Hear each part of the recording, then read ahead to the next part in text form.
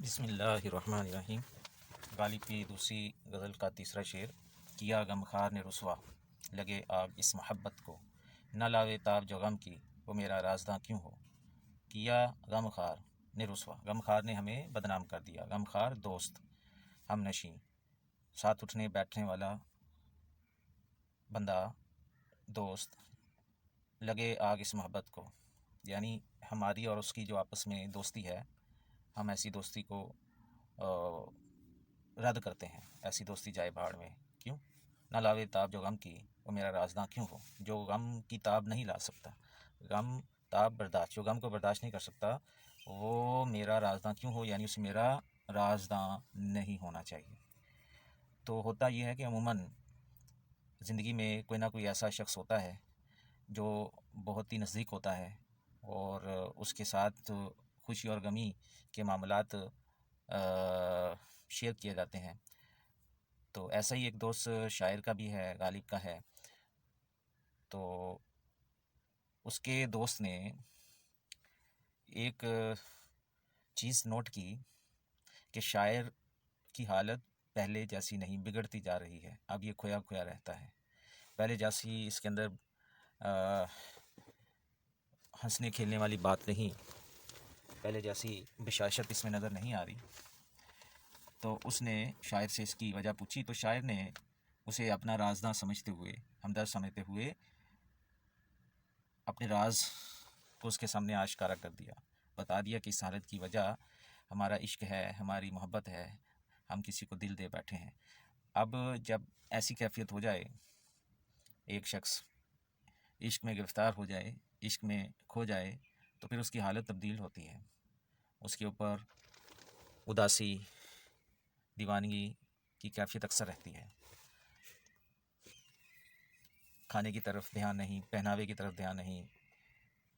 تو چنانچہ شاعر کی یہ کیفیت دیکھ کے اس کے غمخوار دوست نے وجہ پوچھی، اور شاعر نے اس کو اس کی حقیقت بتا دی۔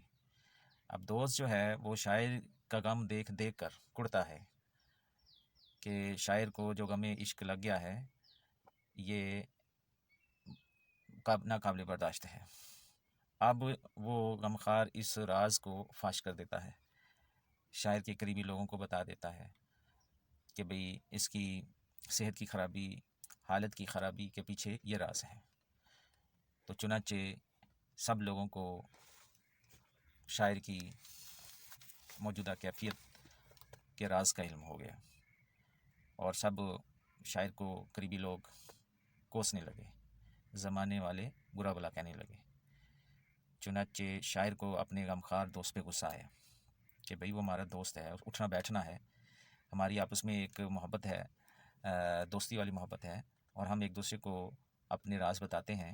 تو میں نے بھی اسے اپنا رازداں سمجھ کے بتا دیا راز، کہ وہ اس راز کو راز رکھے گا، لیکن کیا کیا کہ اس نے ڈنڈورا پیٹ دیا، سارے عالم کو بتا دیا، جس کی وجہ سے شاعر کو رسوائی کا سامنا کرنا پڑا، دکھ اور درد کا سامنا کرنا پڑا۔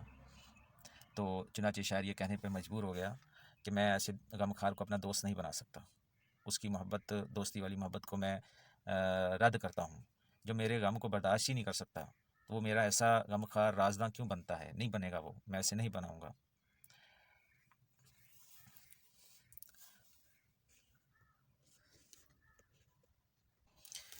اگلا شعر۔ یہ فتنہ آدمی کی خانہ ویرانی کو کیا کم ہے، ہوئے تم دو چسکے دشمن اس کا آسماں کیوں ہو۔ یہ فتنہ، فتنہ فساد، جھگڑے کی وجہ، آدمی کی خانہ ویرانی کو، گھر کو تباہ کرنے کے لیے۔ تو ہوئے تم دو چسکے دشمن اس کا آسماں کیوں ہو، تم جس کے دوست بن جاتے ہو تو پھر آسمان کو اس کا دشمن بننے کی ضرورت نہیں۔ تو آسمان، مقدر، قسمت، تقدیر کے لیے آسمان کا لفظ استعمال کیا جاتا ہے۔ تو چنانچہ شاعر اپنے محبوب کی طرف اشارہ کرتے ہوئے کہتا ہے کہ تمہاری دوستی ایک فتنہ ہے، اور یہ تباہی و بربادی، خانہ ویرانی کی وجہ بنتا ہے۔ تم بظاہر دوست ہوتے ہو، لیکن باطنی طور پہ دشمن ہوتے ہو۔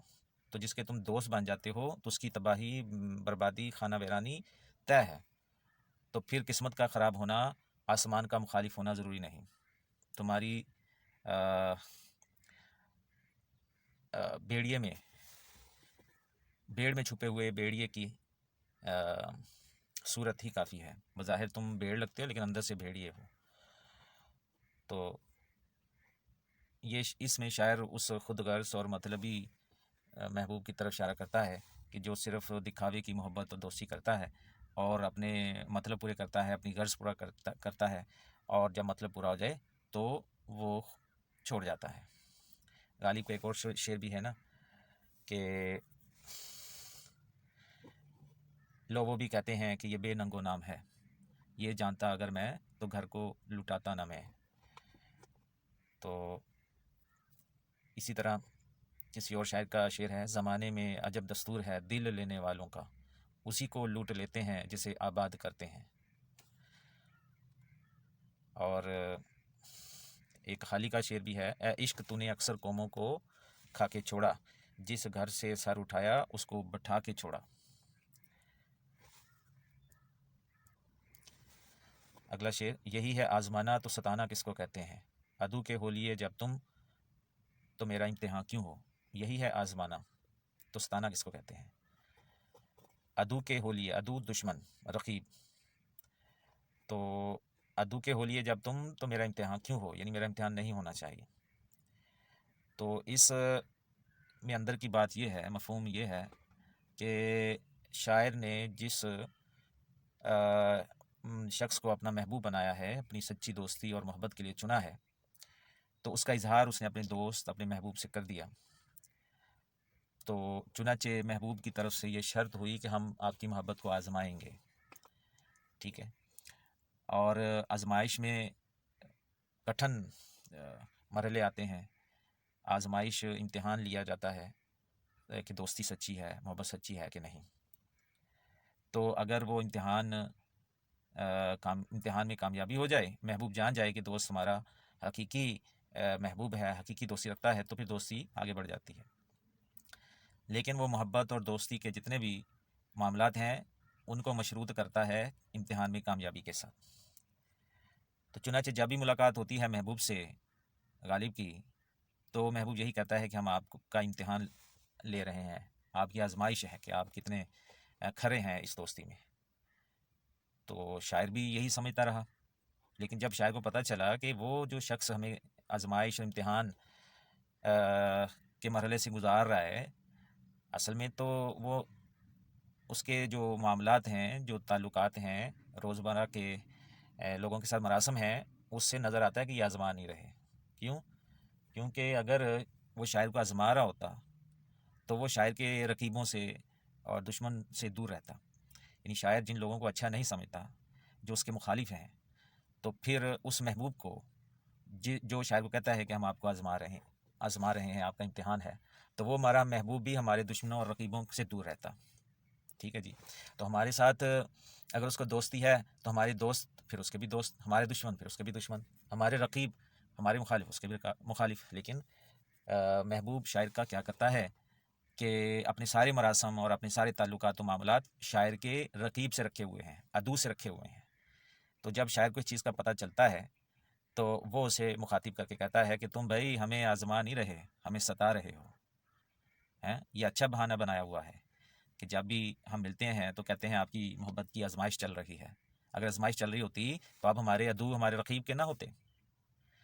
تو ہمارے بجائے ہمارے رقیب، ہمارے دوست سے تعلقات استوار کر لیے. وہ معاملات جو ایک دوستی کے محبت کے ہوتے ہیں وہ ہمارے ساتھ نہیں، ہمارے رقیب کے ساتھ ہو رہے ہیں. تو بس کرو، جب تم ہمارے رقیب کے ہی ہو گئے ہو، تمہارے امتحان اور آزمائش کی کیا بات کرتے ہو. یہ ڈرامے اور یہ دھوکہ دہی ختم کرو. تو میرزا دا کا ایک شعر ہے: ہو چکا قطع تعلق تو جفائیں کیوں ہوں، جن کو مطلب نہیں رہتا وہ ستاتے بھی نہیں. غالب کا ہی شعر ہے: ہم کو ان سے وفا کی ہے امید جو نہیں جانتے وفا کیا ہے.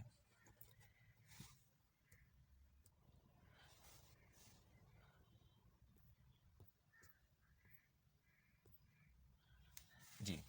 آخری شعر: نکالا چاہتا ہے کام کیا تانوں سے تو غالب، تیرے بے مہر کہنے سے وہ تجھ پر مہرباں کیوں ہو.